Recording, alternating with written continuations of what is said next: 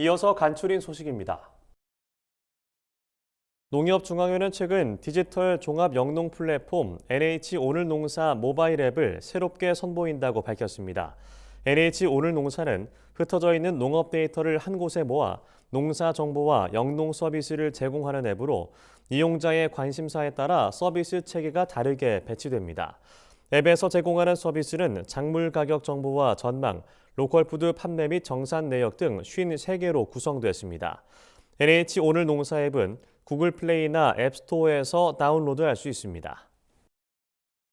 국립농산물품질관리원은 본격적인 영농철을 앞두고 국내에서 생산 또는 수입된 비료의 품질 검사를 강화하기로 했습니다.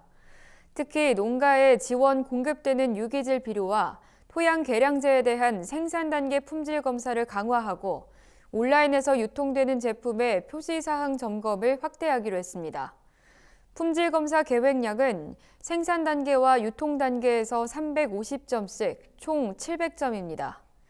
농관원은 품질 단속 과정에서 위반 업체를 적발할 경우 관할 지자체에 통보해 불량 비료 유통 차단과 등록 취소, 영업 정지 등의 행정 처분이 이루어지도록 할 예정입니다. 산림청은 15일 임산물 수출 환경 변화 대응과 수출 경쟁력 강화를 위한 임산물 수출 촉진 계획을 발표했습니다. 지난해 임산물 수출액은 전년 대비 7.2% 증가한 4억 8천만 달러를 기록했습니다. 산림청은 올해 임산물 수출액 5억 불 달성을 목표로 수출 촉진 정책에 나설 방침입니다. 우선 그동안 추진해온 수출 선도 조직, 수출 협의회 육성 등 수출 기반 구축과 해외 시장 개척 활동을 적극 지원할 예정입니다. 또 물류비 보조 폐지와 비관세 장벽 등 수출 장애 요인 해소를 위해 수출 통합 조직 육성과 원자재 구입비를 지원하기로 했습니다. 농림축산식품부는 2월 17일부터 19일까지 3일간 전국 농축협 하나로마트 약 980곳에서 대대적인 한우 할인 행사를 연다고 밝혔습니다. 이번 행사는 소비자가 최근 하락한 한우 가격을 체감하고 한우 소비를 늘리기 위해 마련됐습니다. 이번 행사에서 1등급 등심은 한우 평균 소비자 가격 대비 약 30%, 불고기와 국거리는 약 50% 낮은 가격에 판매될 예정입니다.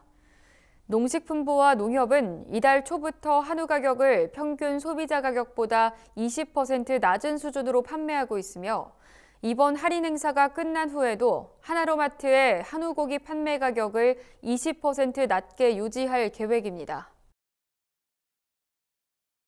경기도의회는 최근 전국 최초로 농업 외국인 근로자 인권 조례안을 의결했다고 밝혔습니다.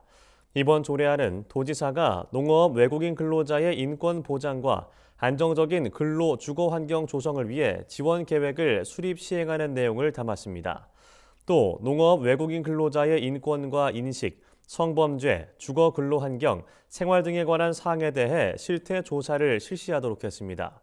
이 밖에도 주거 환경 지원과 관련해 기숙사 건립과 개선, 지역 숙박시설과 숙소 임대료 지정 등의 사업을 추진하고 전담 부서를 설치하는 내용이 포함됐습니다. 경상남도가 축산농가 사료값 상승에 대응하기 위해 국내 조사료 생산 확대에 182억 원을 투입합니다.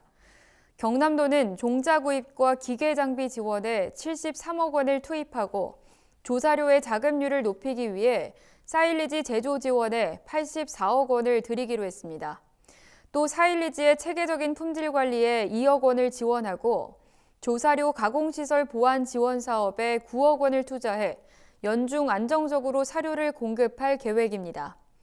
이 밖에도 경기도는 올해 도 신규 사업으로 수확 기계 장비를 지원해 학예 사료 작물의 생산 기반을 넓히겠다고 밝혔습니다.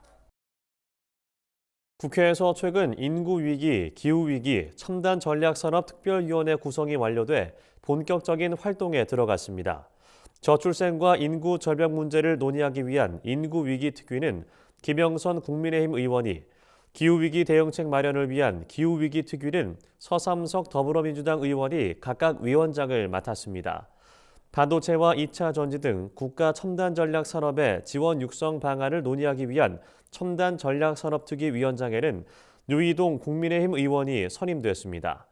각 특위는 위원장 1명과 여야 간사 각각 1명 등 18명으로 구성되며 올해 11월 말까지 활동할 예정입니다. 농림축산식품부가 올해 농촌에서 살아보기 참가자 모집을 시작했습니다. 귀농, 귀촌 희망 도시민들의 농촌 거주를 지원하는 사업인 농촌에서 살아보기는 올해 102개 시군의 130개 마을에서 진행될 예정입니다. 지난해와 마찬가지로 귀농형, 귀촌형, 프로젝트 참여형으로 구분해 총 900가구를 모집할 계획이라고 농식품부는 설명했습니다. 또 올해는 운영 규모를 확대해 프로그램 참여 도시민들의 안정적인 정착 지원에 나설 계획이라고도 전했습니다. 참가 희망자는 귀농 귀촌 종합센터 누리집에서 신청 가능하며 참가자로 선정되면 3월 2일부터 전남 강진군, 보성군 등 마을에 입주하게 됩니다.